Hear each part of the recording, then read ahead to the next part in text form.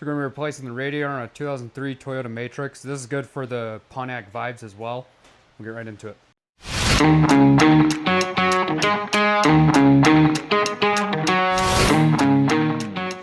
Alright, so first thing you want to do, you want to drain the radiator. There's going to be a drain plug right down here. Right down here. I'll actually show you on the new one. So it's going to be right here. And it drains through where that rubber grommet meets on the bottom. So you want to turn that, have a drip pan underneath. Get the coolant out of there. Alright, so this is pretty straightforward. You're going to have two 10mm bolts, two 13mm bolts. We're going to go ahead and remove the fan shroud and fan. Need the 10. Grab a battery, because I forgot to grab a battery.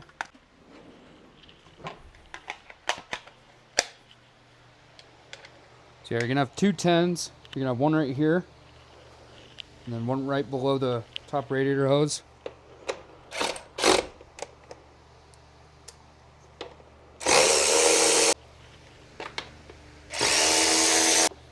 You're going to unplug the fan. You're going to take like a flathead screwdriver or something to pry this electrical off of here. There's another piece right here where it connects. Pull that back, get it out of the way. Get this top hose off. And then just lift straight up. Somewhat. There you go. Get that fan out of the way. Next. So we've already got the coolant drained. We're going to get the upper and lower radiator hoses off.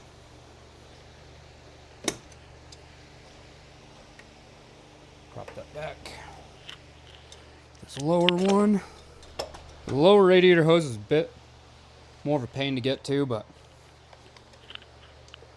not too bad. Next, we're going to get these two 13s for the top support.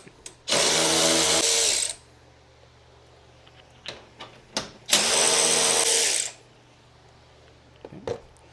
Move these off to the side. Make sure you save these rubber grommets because the new radiator doesn't come with many. You're going to find two grommets on the bottom as well, where this meets into the cross member.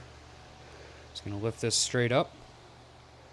And there is going to be some residual coolant in here, so we're going to go ahead and dump it out into our pan we got below. And we're going to flip this over, and we're going to grab these grommets right here. I'm going to save these and clean those off.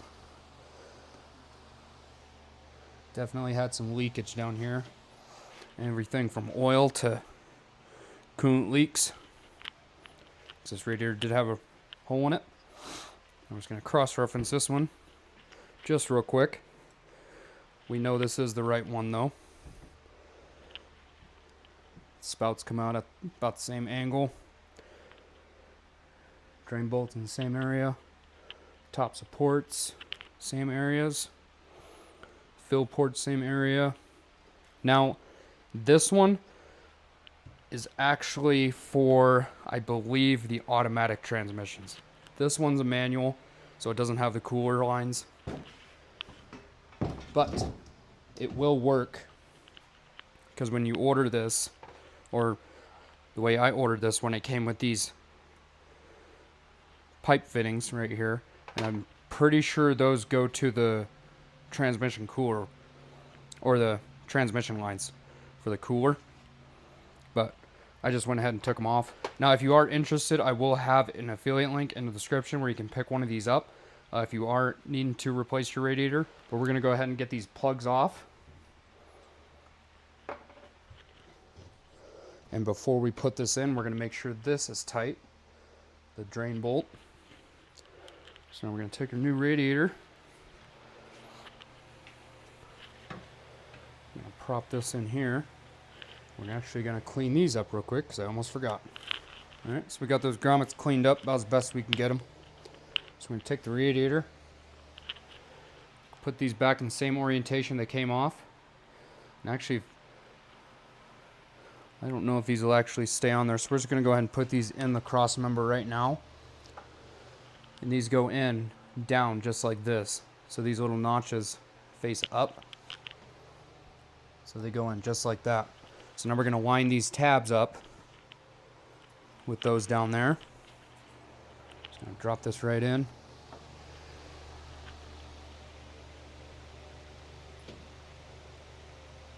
Okay, got those lined up. We're going to take these top supports, put them back on.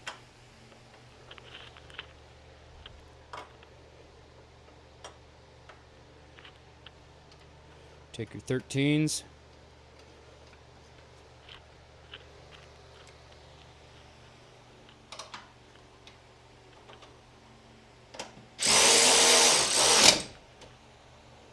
Get those pretty tight.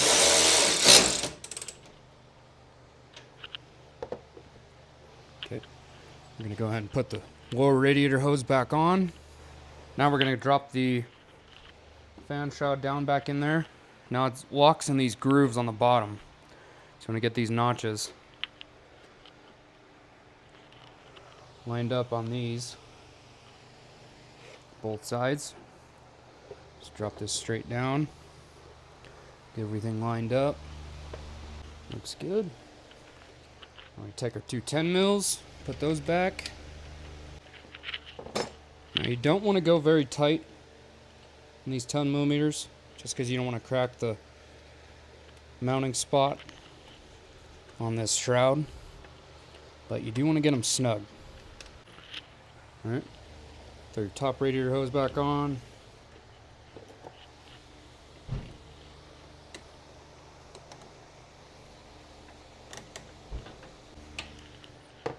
Okay, don't forget the expansion tank hose.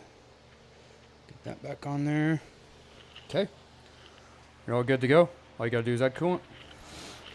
Now before I do add coolant, what I like to do is I like to pressure test the system to make sure 100% there's no leaks. So we're gonna do that real quick. And I know using water pressure, so having coolant in this for the water pressure, it's gonna tell us better if there's any leaks in here. But if there's an air leak, then that means there's a pretty bad leak and we shouldn't even add coolant to it. So we're gonna pressure test this real quick, and this same procedure applies to if you're adding coolant to it and then you're pressure testing it, just to make sure you don't have any leaks. But I just thought I'd throw this little bit in there. Now if you are interested in this kit, they do sell it at Harbor Freight, running you about $100 by Pittsburgh. Comes with just about every adapter you'll need to pressure test coolant system in a car. But the tool we are going to use is the spill-free funnel from Harbor Freight, as you guessed it. Comes with a bunch of different adapters for coolant expansion tanks, radiators, and all that.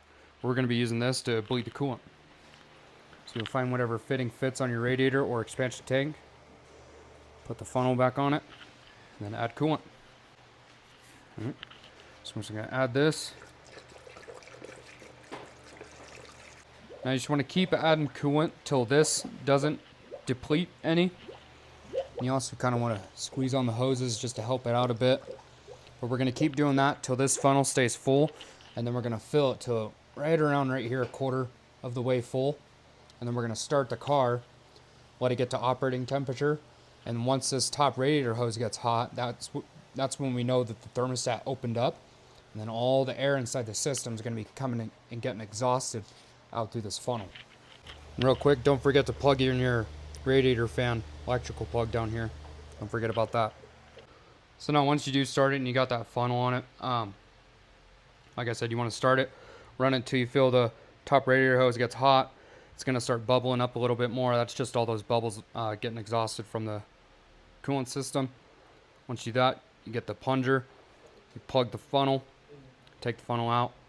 Then you want to top off your expansion tank as well. Once you do that, put the radiator cap back on, you're good to go. Hopefully this video helped you guys out. If it did, leave a like. Hope you consider subscribing. We'll see you on the next one.